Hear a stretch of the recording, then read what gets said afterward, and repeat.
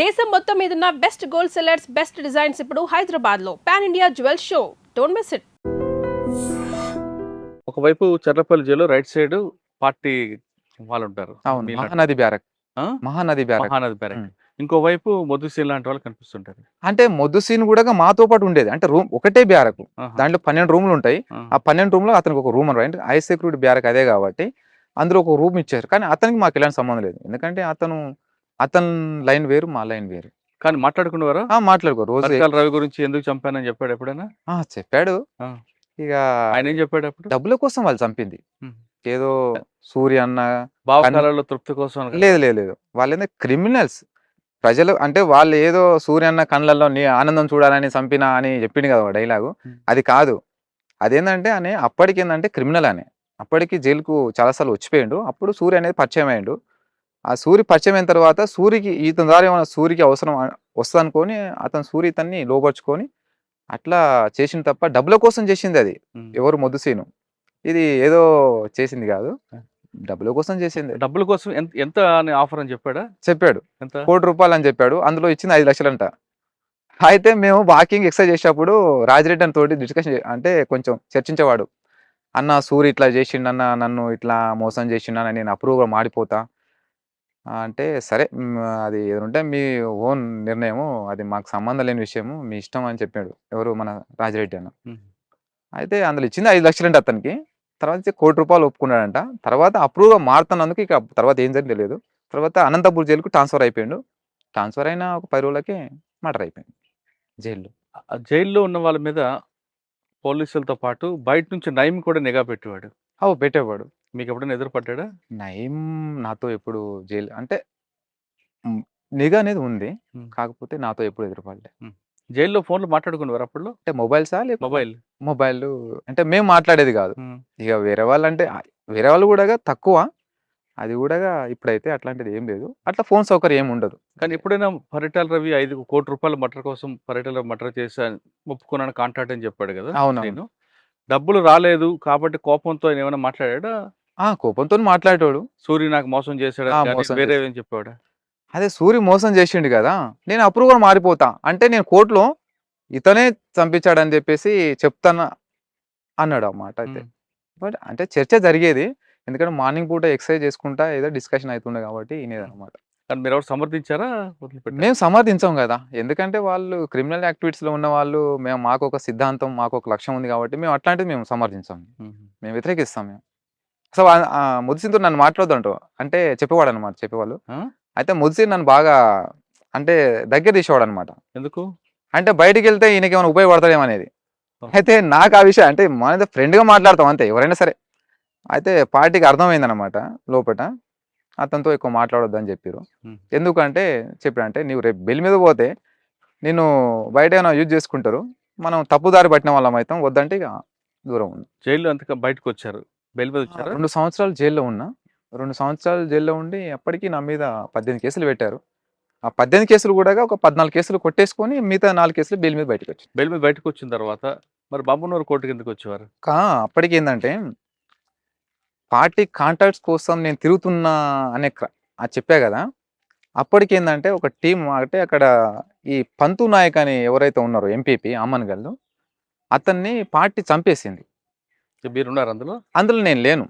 నేను party link కోసం నేను ఎతుకుతున్నా. అప్పటికి నాకు అసలు చంపుతారనే ఉద్దేశం నాకు తెలియదు. కాకపోతే చర్చ నడిచింది అంతే. అంటే అతని గురించి రిపోర్ట్ నాకు తెలుసు కానీ అతను చంపుతారన్న విషయం నాకు తెలియదు. ఆ సంఘటనలో మీరు లేరు. కానీ మరి మీ మీద కేసు ఉంది కదా అందులో. అది నేను అరెస్ట్ అయినా కాబట్టి నా మీద మోపారు. ఇప్పుడు ఆ కేసు అయిన వాళ్ళు సరెండర్ అయిపోయారు. ఆ కేసు చేసిన వాళ్ళు. నేను అరెస్ట్ అయినా కాబట్టి ఆ కేసు అంతా కూడా నా మీద ఒప్పేసారు. దాంట్లో ఏ ఫై నేను అసలు నేను ఆ కేసు అయినప్పుడు నేను కలకూరు తిరగలే. నేను ఎక్కడ రంగారెడ్డి డిస్టిక్లో ఉన్నాను నేను అప్పుడు. అది పార్టీ కాంటాక్ట్ కోసం నేను అక్కడికి వెళ్ళినా నేను. కానీ అతను చంపుతాడన్న విషయం నాకు తెలియదు. కాకపోతే అతని గురించి కొంచెం చర్చ నడిచింది పార్టీలో. ఎందుకు ఆయన చంపాలనుకున్నారు? ఆయన ఒక లంబాడి సామాజిక వర్గం. అవునవును. మరి ఆయనకి చంపితే మీకు పార్టీలో ఆదరణ గ్రామాల్లో అయితే కదా. కరెక్టే. ఇదే డిస్కషన్ నేను కూడా చేశాను సార్.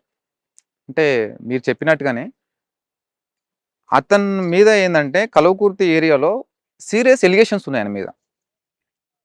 అలా ఎలిగేషన్స్ ఏంటంటే అతను ఏంటంటే ఆ అంటే గిరిజన భూములు అయితే ఏవైతే ఉంటాయో ఆ భూములన్నీ కూడా వాళ్ళని బెదిరించి వాళ్ళని కొనుగోలు చేసి తక్కువలో కొనుగోలు చేసి అని రియల్ ఎస్టేట్ దందా చేసేవాడంట.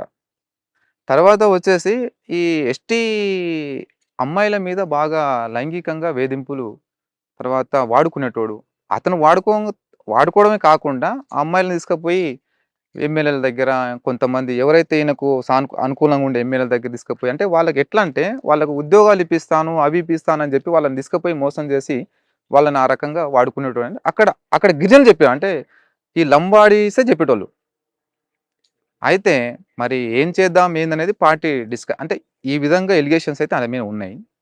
కాబట్టి పార్టీ చంపాలా వద్దా అనేది ఇక పార్టీ నిర్ణయం అది. ఎలా జరిగింది ఉండొచ్చు ఆ సంఘటన? సార్ ఆ సంఘటన ఎలా జరిగి ఉండొచ్చు? ఇక ఆ టైంలో నేను లేను కాబట్టి చెప్పలేను సార్. మీరు లేరు, కాకపోతే మీకు తర్వాత తెలిసి ఉండొచ్చు కదా. చెప్పారు పోయినారంట ఇద్దరు. నేను మళ్ళీ వచ్చిన తర్వాత కలిసిన తర్వాత చెప్పారు. పోయి ఎవరెవరు వెళ్ళారంటే ఇద్దరు వెళ్ళారంట. ఇద్దరు వెళ్ళి చేసి ఆ కేసులో మీకు అరెస్ట్ చేశారు. అరెస్ట్ చేసి ఎక్కడ మహబూబ్‌నగర్ జైలా? లేదు చెల్లపల్లి జైల్లో ఉన్నాం. పంతు నాయక్ కేసులో కూడా. ఆ!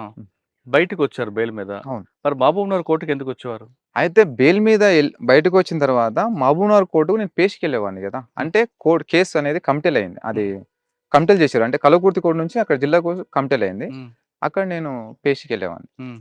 పేషీకి వెళ్ళి కోర్టులో మీ వాదన వినిపించాల్సిన విక్రమ్ AK-47 మీద ఎందుకు కన్నేశారు?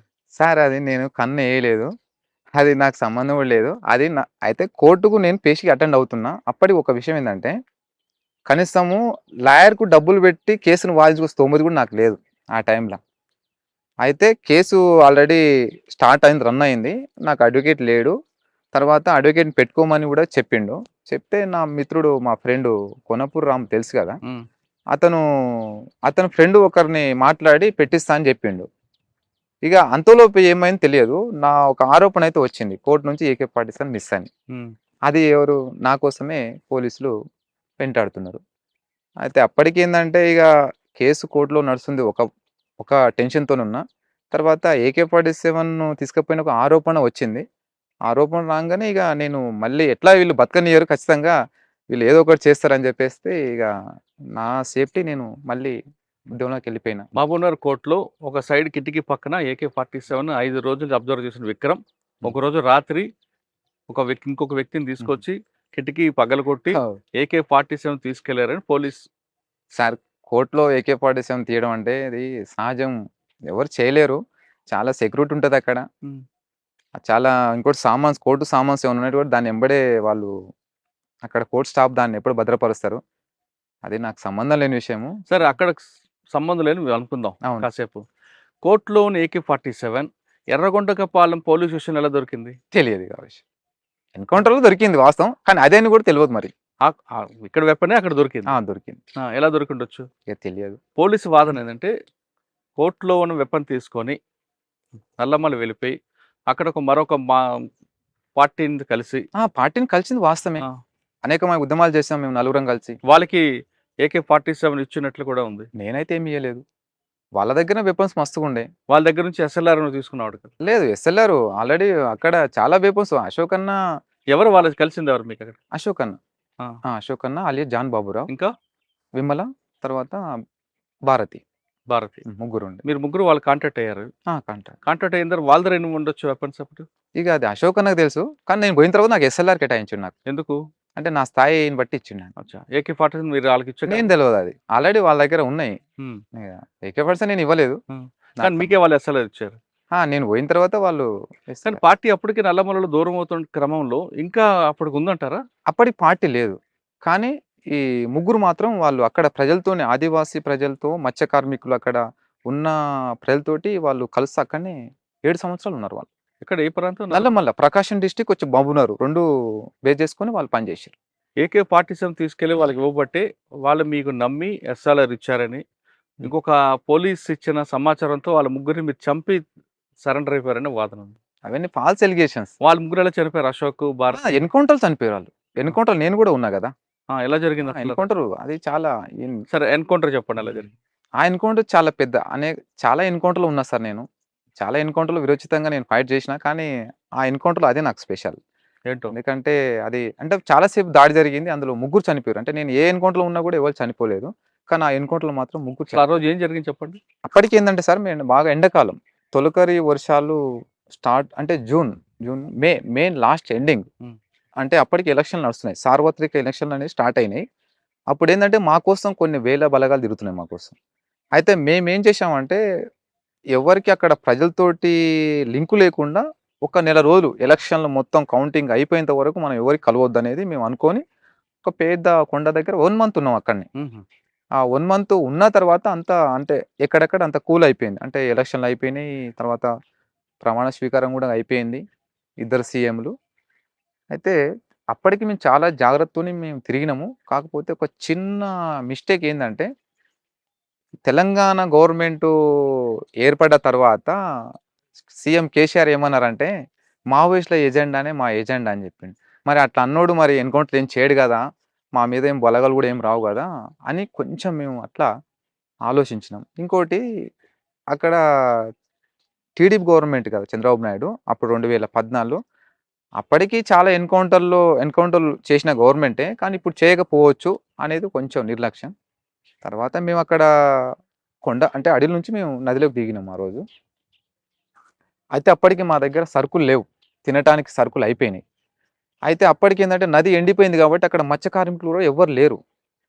ఒకే ఒక వ్యక్తి ఉన్నాడు. ఆ వ్యక్తే పోలీస్ ఇన్ఫార్మర్. ఆ వ్యక్తి మీ ఫ్రెండా? ఫ్రెండ్ గాదు.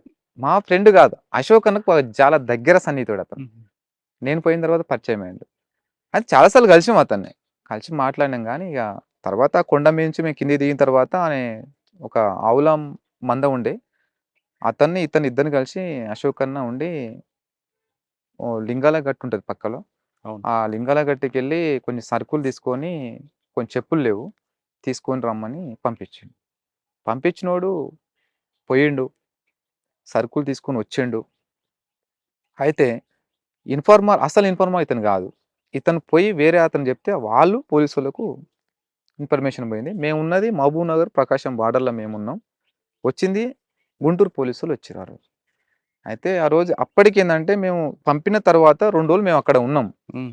ఆ 2 రోజులు మేము ఉన్న తర్వాత ఏమైందంటే అప్పటికి నేను అన్నా అశోక్ అన్నతోటి, "అన్న కొంచెం ఏదో తేడా వస్తుంది" అనే కొంచెం డౌటొస్తుంది. మనం ఇక్కడి నుంచి మకాం కాల్ చేసి ఎళ్ళిపోదాం అన్నా.